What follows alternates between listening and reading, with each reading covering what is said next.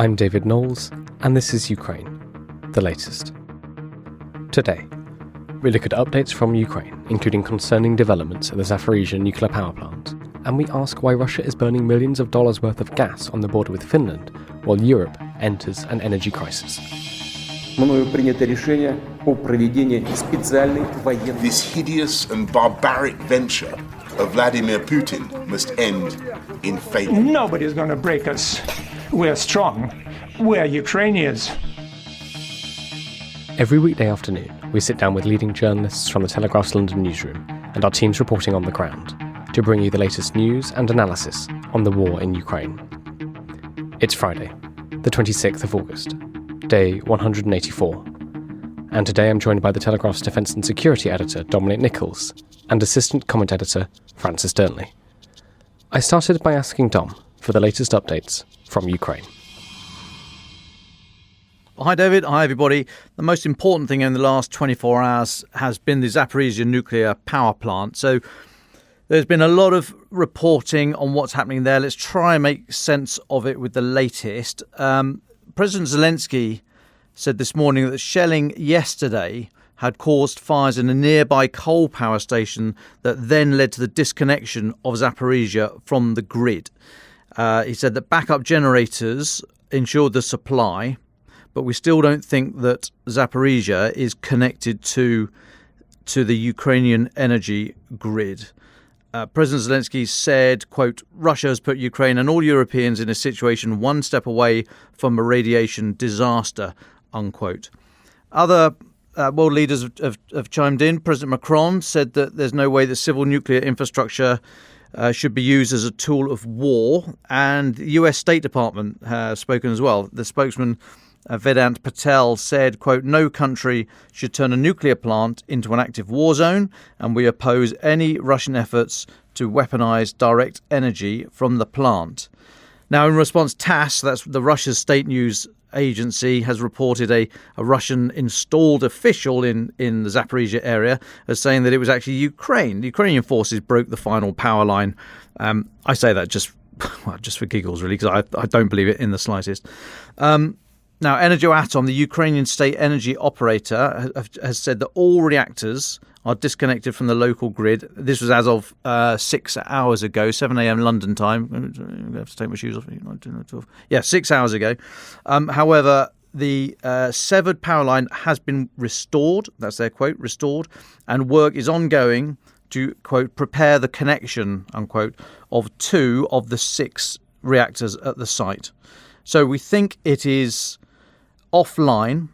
We think it has got power to it. So the immediate threat of it was the electrical systems, and in particular the cooling systems, being faulting because of the lack of electrical power. We don't think that is what's happening at the moment, but we do not think that there is power coming out of Zaporizhzhia into the Ukrainian grid. That's the latest as of now. Got a bit more news, but I'll just pause there to let you come back if you want to talk about Zaporizhzhia. If I could just jump in there, I think it's worth saying that we don't know exactly what the Russian strategy is around Zaporizhzhia, but we can certainly suggest, I think, 2 main hypotheses. The first is one that we've talked about considerably in the recent weeks, which is that Russia are seeking to be able to use Zaporizhzhia as a brokerage tool in future talks, that they hope to have control of the nuclear plant so that if there is some manoeuvre by Putin to try and outmaneuver the West and declare some sort of ceasefire, that him having control of this nuclear plant will give him certain, perhaps, strengths in those talks, or indeed can be used as a weapon to threaten countries with. The other hypotheses, I suppose, should just be seen in a more military strategic sense, which is trying to shut off Ukrainian power supplies. One of the most noteworthy, I think, elements of the conflict is whilst Ukraine, of course, has been suffering considerably in terms of infrastructure, so in no way am I trying to downplay that, and all the time there are power cuts, power outages, etc., is that it has not been completely severed from either the internet or from electricity. And indeed, this may well be a manoeuvre by Putin to try and do just that on the electricity front, which of course would have numerous advantages in a military sense. So I think those are two ways in which these movements in Zaporizhzhia could well be significant in the weeks ahead. Thanks, Francis. Dom, do you want to add anything more to that? Or shall we move on with other updates? Well, just briefly, I mean, it is, as Francis says, it's very unclear what, if any, strategy is going on here, whether or not Russia are just trying to threaten it for its own, as a threat in its own way, or if it's any part of trying to push back against the anticipated counteroffensive in the south from Ukraine. If they're at all suggesting, well, if you start the heavy metal game down south, then crikey, we can't guarantee that this place will be safe. I don't know if it's that considered, that thought through, or as I say, this is just a standalone action. So it's unclear what Russia want to get out of this. But I mean, I reiterate, I mentioned yesterday, the UK Defence Intelligence update yesterday did have images of Russian tanks and other armoured vehicles within 60 metres of reactor number 5 at the plant. So it's clear that they are using it as a military location, knowing that Ukraine are not going to fire on it. So they've militarised the site. They've militarised the issue of civil nuclear power. Whether or not that's just for its own end or part of a wider strategy, I don't know. That's all I'd add to that. Thanks, Dom. Can we move away from Zaporizhzhia now and talk a little bit about what else is going on in Ukraine? Yeah, well, in and near, 3 other bits of news just to bring to people's attention. So Belarus President Lukashenko, he has said that his country's fleet of ageing Su-24 fighters, these are sort of 1970s era fighters, codenamed Fencer by NATO. He says they're going to be refitted to carry Russian nuclear missiles. Now, Belarus doesn't have nuclear weapons of its own, we don't think, but it has an arrangement with Russia that it's prepared to host and now to fit Russian nuclear weapons to its equipment.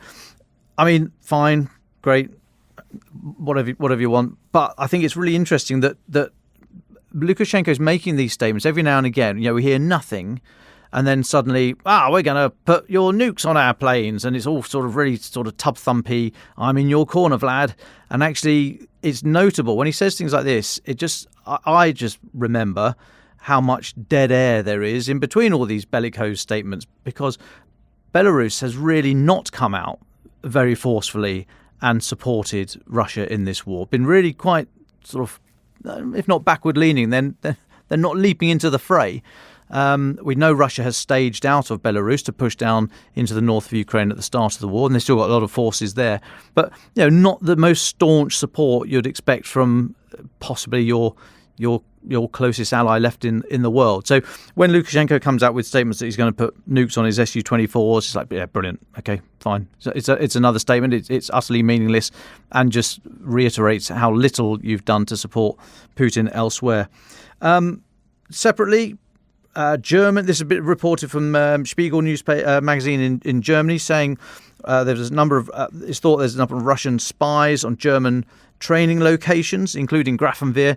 There's another one. I can only pronounce Grafenwehr. I don't know how to pronounce the other ones. That's why I keep saying Grafenwehr, because I've been there and I know how to say it. And these are where we're training, and the US in particular are training Ukrainians on artillery systems and other bits and pieces. But there's been a number of suspicious vehicles in the area and drones flown over those training areas, according to Spiegel. So it looks like, as we've discussed many times on this pod, the Russian effort to find these supply lines, I mean, it's pretty obvious where the training areas are, but to keep an eye on what's going on there and then find the supply lines into Ukraine is an ongoing effort.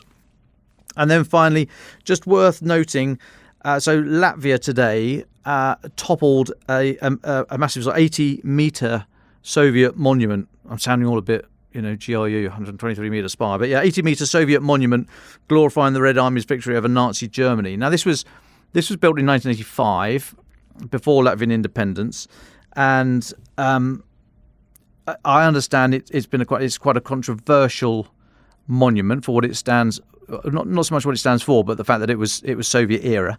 Latvia's Foreign Minister Edgar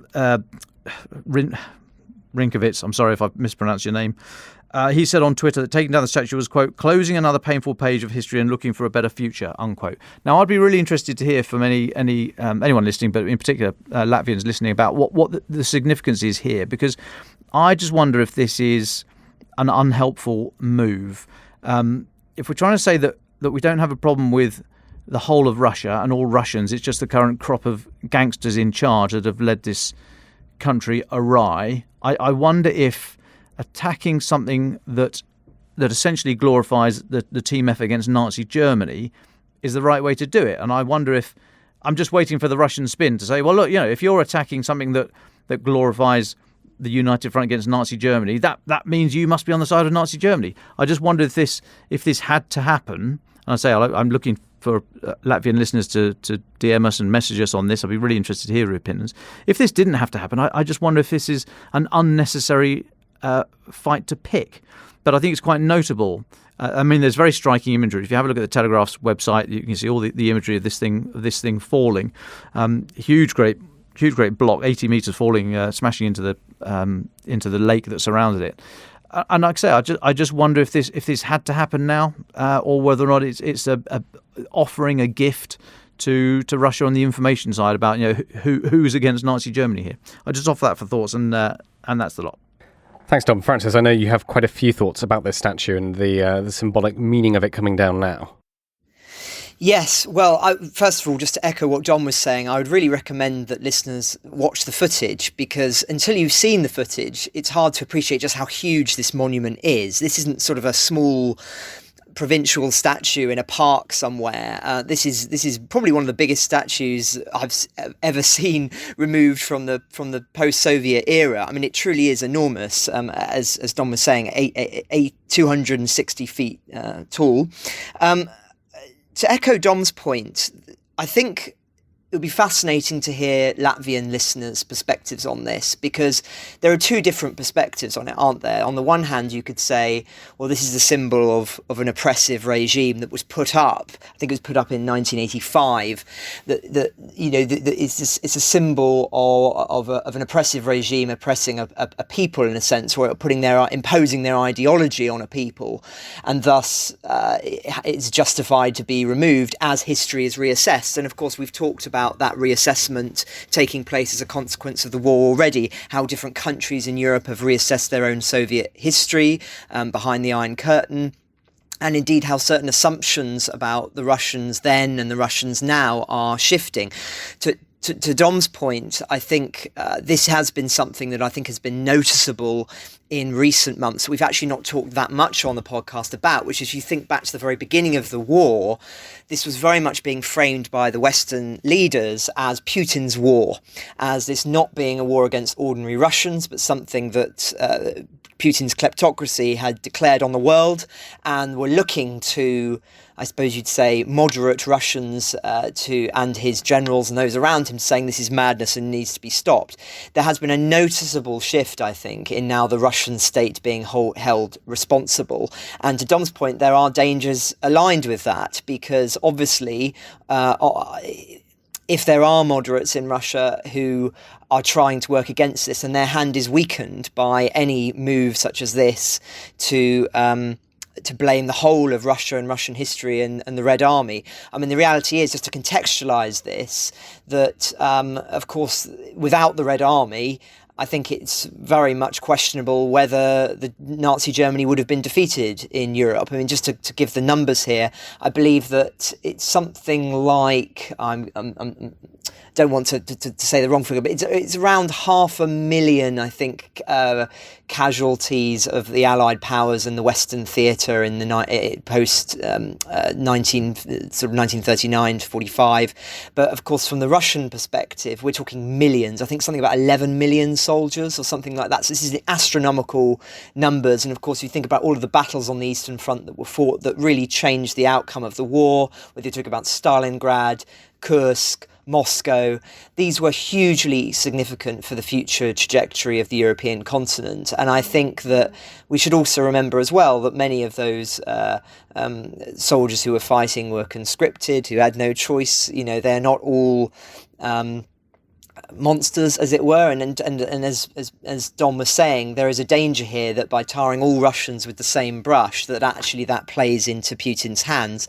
Yet on the other side of the coin, I can totally understand, as I say, that if this is seen in Latvia as a symbol of oppression, then I can understand why one would want to topple it, just in the same way that statues of Lenin and Stalin were infamously toppled at the collapse of the Soviet Union.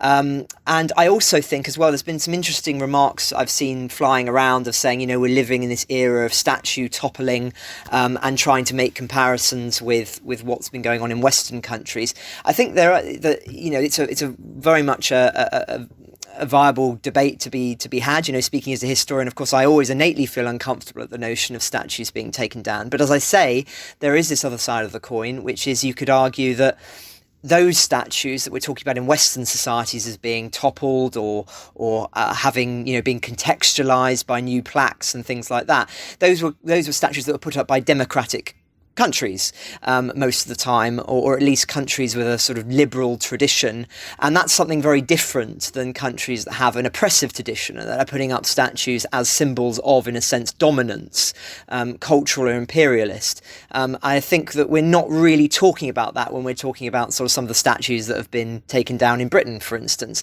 So I think there's a lot of nuance around this discussion, and as Don was saying, it'd be fascinating to hear Latvian listeners' perspective on that. But I think, as I say, if you're just looking at this in terms of the context of the war, then this will be a very, very effective propaganda from Putin's perspective, because it is a monument about celebrating the Red Army's defeat of Nazism and fascism, and indeed the whole way that Putin has framed this war is a battle against drug-addled Nazis, to quote his phrase. And so I think in that sense there are cause for concern here. Thanks, Francis. Thank you, Dom. Just one thing to add, and I think I'd echo both of you in saying that it would be very interesting, and I think most important to hear from our Latvian listeners about this, so do get in touch. But one thought just to add to that is that it's one thing looking back to history and seeing what these symbols and these statues might mean looking back. But I would say, on the other hand, Putin's been pretty open about co-opting Soviet imagery in the invasion of Ukraine. I remember we remember some of the flags used in Mariupol from a few months ago. So I think from that perspective, you can certainly understand the Latvian reluctance and anger that the symbols in their own city or might reflect what's actually happening in Ukraine as well. That it's not just something that's a memorial of the past, but it's being used to frame the present as well. I don't know. I offer that up as maybe an extra separate thought. Can we move on and talk a bit about gas? There's been an interesting story about a Russian energy plant burning off gas on the borders of Finland, which says quite a lot about the energy crisis that Europe is facing over the next few months. Francis, you've been looking at this. Would you like to talk us through it? Yes, well, an interesting evolution of a point that we've made on the podcast before. We now understand that Russia is burning $10 million, so that's £8.4 million of gas a day at the plant near the border with Finland, according to analysis. And experts are saying that the release of this gas, which obviously would previously have been exported to Europe, is really unprecedented. Never seen scenes like this before. Indeed, you're able to see it very vividly on satellite imagery, which I was looking at this morning. And of course, it's thought that this is a release of a result of the trade embargo and the simple fact that Russia is unable to procure spare parts to contain the gas. Now, of course, this is significant in terms of Russia losing money that could have been going to paying for this, although obviously given the price increase they're probably recouping some of that. But the other side of this as well is just connected with what I was talking about as the final thought yesterday, which is just the environmental impact of this war. I mean, when you're losing that much amount of gas constantly and consistently for weeks on end, as I say, that amount of gas is going to be into the atmosphere, is going to be having an impact, and we don't know what that impact is, but it is not a good thing, I think it's fair to say. And I just wanted to frame it as an example of where as much as we can look at this in terms of military and energy strategy as one of the many fronts on the war, there's also another side to this, another way of thinking about this, which is something that we are all being affected by. That not everything can be seen just purely in the context of broader strategy or Russian actions or Ukrainian actions. This is something that actually can be looked at through a wider lens, and I think will be a cause of concern amongst many. Very good. Francis, would you talk us through a little bit just that some of the headlines we've been seeing today in the UK? I mean, it's felt pretty apocalyptic when it comes to energy price rises for British households. I think we should just do a few minutes on this, because I realise lots of our listeners are outside Europe, from the US, from New Zealand, from Australia, who aren't necessarily facing the same pressures when it comes to energy. And since this will be such a big front of the conflict in the next few months, it might be good just to give a brief summation of what that looks like in the United Kingdom. Sure. Well, to put it mildly, it's incredibly severe. This morning, some commentators have been calling it catastrophic. Others are saying that it is simply untenable, and that the government will be forced to intervene very swiftly. Of course, we're awaiting there to be a new Prime Minister on the 5th of September. Some are saying that actually that's too late, but I think we will end up waiting for that. And if it is Liz Truss who becomes the next Prime Minister, I think we can expect almost immediately her to be declaring some kind of intervention to support people, because the numbers that we are talking about are truly enormous. So just to put this into some perspective, it's double-digit inflation for another year as energy bills jump 80%. So, these are extraordinary numbers that we are talking about here, and we've got this system of energy price caps, so to try and stop the market completely dictating everything. But those caps have just been increasing incrementally now every few weeks. And it's reached the point where people will not be able to afford to feed their homes with energy. And as a consequence, of course, this is before we even get into the winter phase of the year.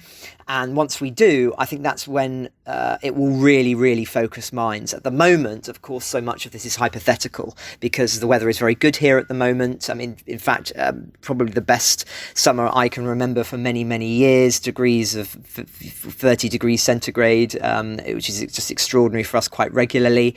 But when the tide turns, it's going to hit very, very hard indeed. And of course, Putin is counting on that. I think it's fair to say this has been his strategy all along, is the anticipation that this will really, really hit Europe in a way that will be untenable. And at that very moment, he may well dangle the carrot of some kind of peace deal, and that may well appear very satisfying. And indeed, what pays into this is Boris Johnson's remarks yesterday, who said that it was effectively a siren call to British people, but as well as European people, to say, that the Ukrainians are paying for this in blood.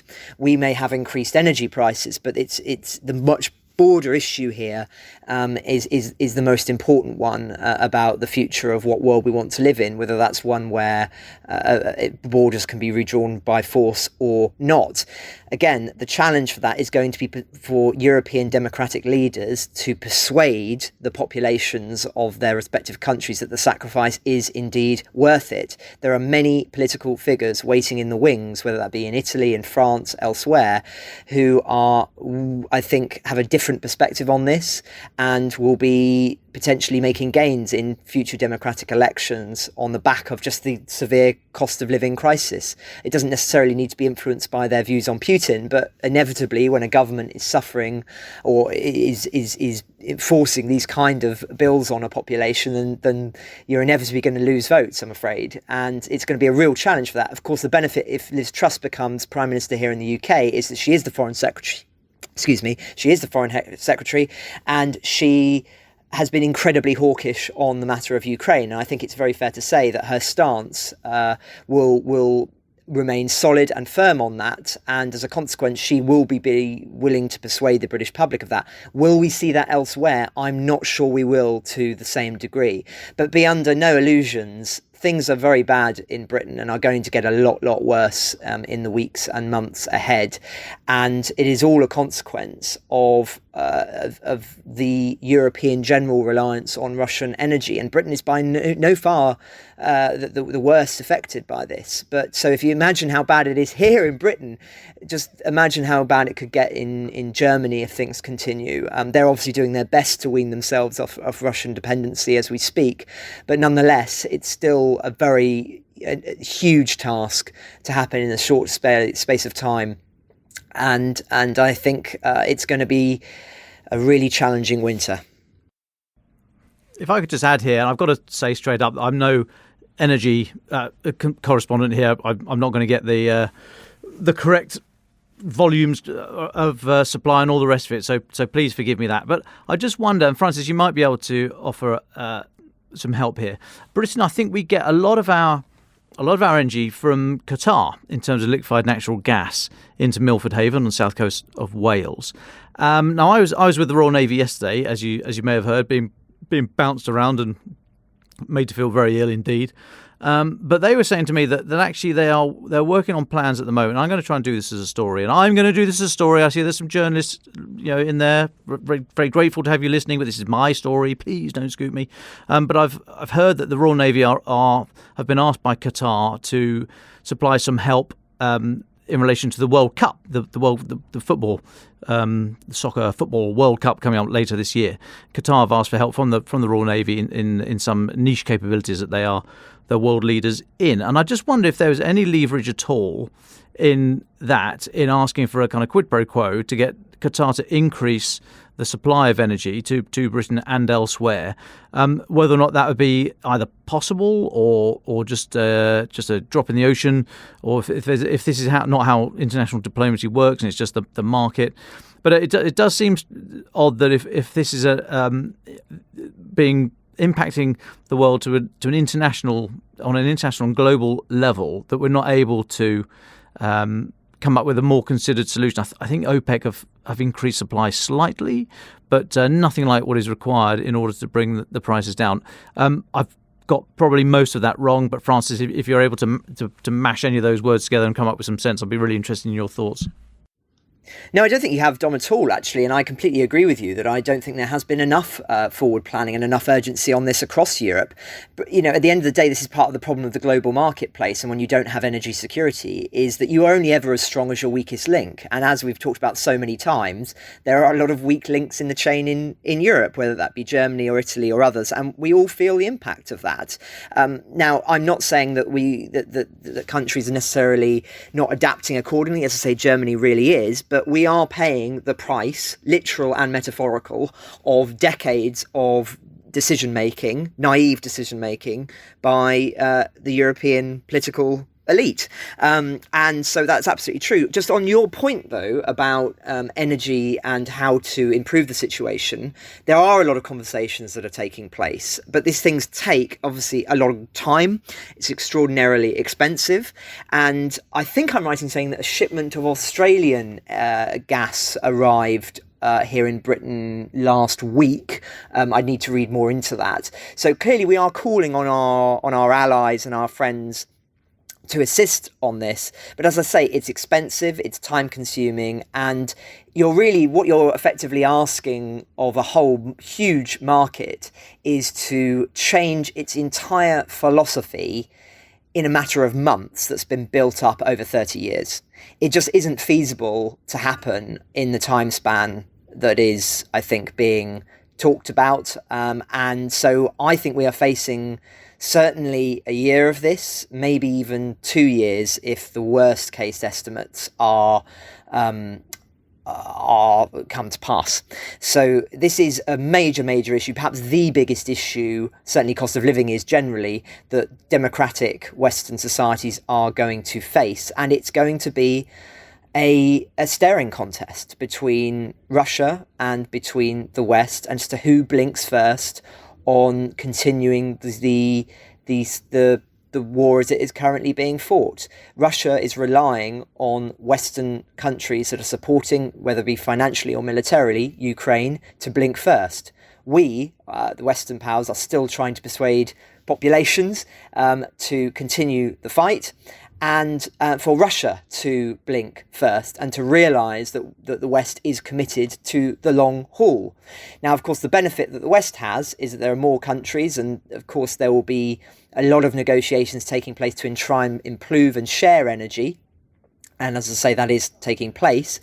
And of course, there is also the United States, which is obviously less impacted by this because of their own energy security and everything else. So that's a huge benefit here. But as I say, when you're looking at these kind of numbers, when you're literally saying that people will not be able to afford to heat their homes, that will, unfortunately and tragically, no doubt trump in the minds of many, many people the concerns of what is happening in a faraway country. It shouldn't, but it will. And that is the problem that the Western political leadership will have to tackle in the weeks and months ahead. And are they really sensitive to this enough and the immensity of the challenge? Winter is a long season in Europe. I don't know. I'm not sure, but it should be at the forefront of their minds. Thank you, Francis, and thank you, Dom, for that. I thought it would be good, actually, to do a good 10 minutes on that, just to give to our listeners outside of Europe just a sense of how this is playing out on the ground here, to show you, as I think Francis has done rather wonderfully, the thought processes that people are going to be thinking through, thinking how this is going to affect their ability to pay for their heat, their ability to pay for food, feed their family, etc. And as Francis said, it shouldn't impact support for Ukraine, but that is exactly the strategic thing that Vladimir Putin is banking on. There's just one more update I think we should talk about, unless Dom and Francis have anything else. And this is about the officials from Turkey, Finland and Sweden who are expected to meet to discuss some security concerns. Francis, you've put this into our shared document of things to talk about. What's significant about this? Well, yes, there's just an interesting development in terms of Turkey generally. I've obviously spoken a lot about them this week. As part of NATO being expanded and including Finland and Sweden, there was this, listeners will remember that Turkey put up a stumbling block there and said that they had a lot of concerns security-wise in terms of certain individuals that were supported by those two countries who they saw as enemies of the Turkish state, and I think they called them as harbouring terrorists. And so they have met at an undisclosed location today to discuss these concerns, which, as I say, were raised as a precondition of the two Nordic countries joining the NATO military alliance. And of course, we will see what the impact of that is in due course. Just one other thing on Turkey. I mentioned earlier in the week this sort of small story that wasn't really picked up, but I thought was interesting, which was about Russia trying to close access, I think it was the Moscow exchange, to Western currencies, but keeping them open to certain others, whether it be China and indeed Turkey. And it seems that this has been sort of picked up. There's been more dialogue around this issue, as Turkey's finance minister said today that businesses shouldn't be concerned by the threat of sanctions that Washington warns will follow if they do business with sanctioned Russians. So the US Deputy Secretary of the Treasury has warned that Turkish banks and companies could face secondary sanctions if they cooperate with Russians sanctioned over the invasion of Ukraine.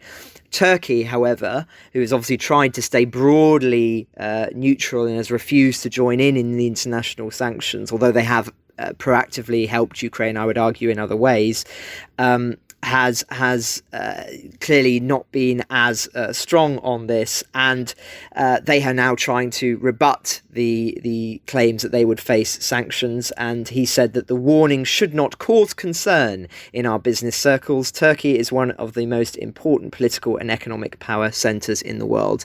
So I just draw attention to this, which is relatively minor in the grand scheme, as another example of where there are tensions playing out within the NATO alliance. Turkey, as I say, a traditional historical role of brokering and acting as in the interests of both the East and the West, and it's continuing to do that. But obviously it's not a good look for Turkey if it continues to be trading with Russia and Russian sanctioned individuals sanctioned from Russia, despite what's going on in the war. But nonetheless, at the same time, I don't think it should be seen as a trend of them necessarily going more into Russia's pocket or anything like that, because of the remarks that were made by President Erdogan earlier this week around the future of Crimea. And he was very, very strong on saying that Crimea must be returned to Ukraine. So I don't mention it to register a trend, more just an observation of the tensions that are playing out in real time within the NATO alliance. Brilliant stuff. Well, Dom Nichols, you've been on the road the past few days. It's good to have you back in the studio here. What are your final thoughts for our listeners? What should they be thinking of as we go into the weekend?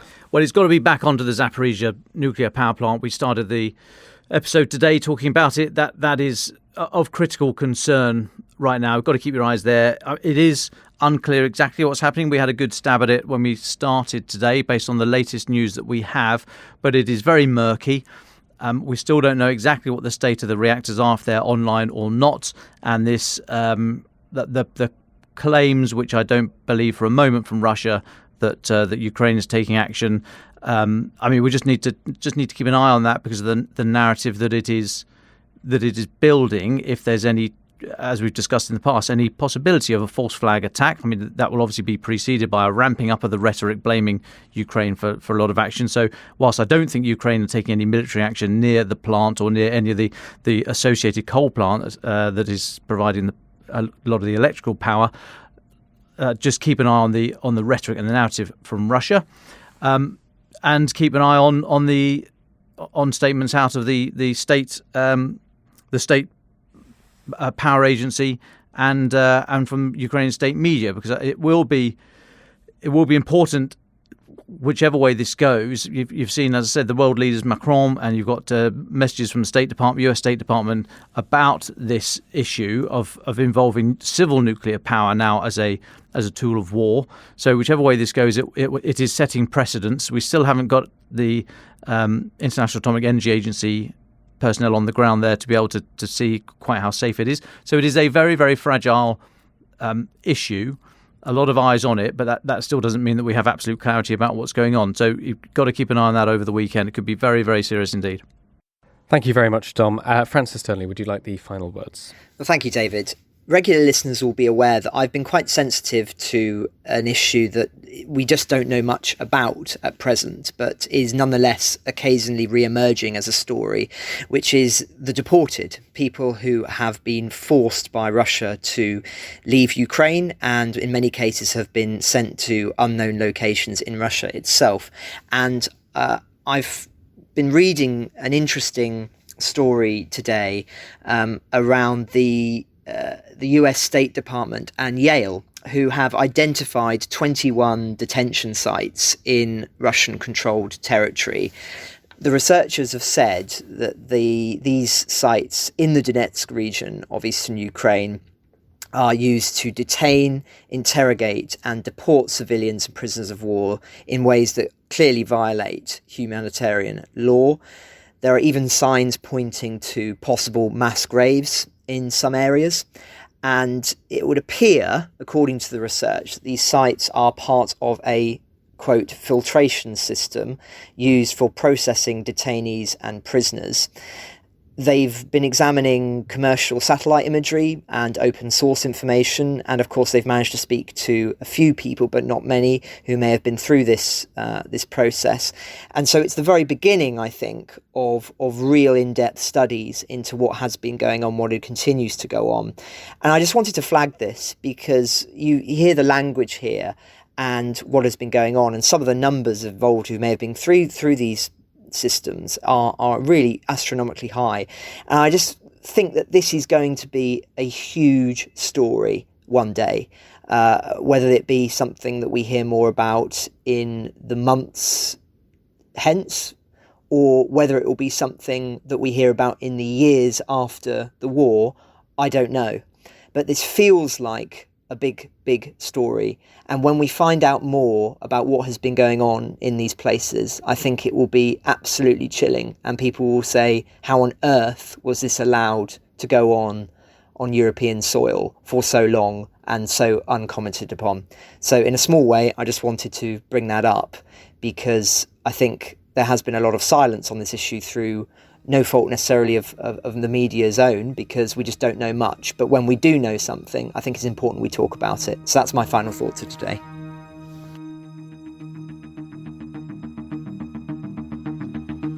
Ukraine the Latest is an original podcast from The Telegraph. To stay on top of all of our Ukraine news, analysis and dispatches from the ground, subscribe to The Telegraph. You can get your first 30 days completely free at telegraph.co.uk/audio. And sign up to Dispatches, our Ukraine newsletter, which brings stories from our award-winning foreign correspondents straight to your inbox. You can listen to this conversation live at 1 p.m. each weekday on Twitter Spaces. Follow The Telegraph on Twitter so you don't miss it. If you enjoyed this podcast, please consider following Ukraine the Latest on your preferred podcast app. And if you have a moment, leave a review, as it helps others find the show. You can also get in touch directly to ask questions or give comments by emailing podcasts@telegraph.co.uk. We do read every message, and we are especially interested to hear where you are listening from around the world. Ukraine the Latest is produced by Louisa Wells and Giles Gear, and today on Twitter, Ruby Klein.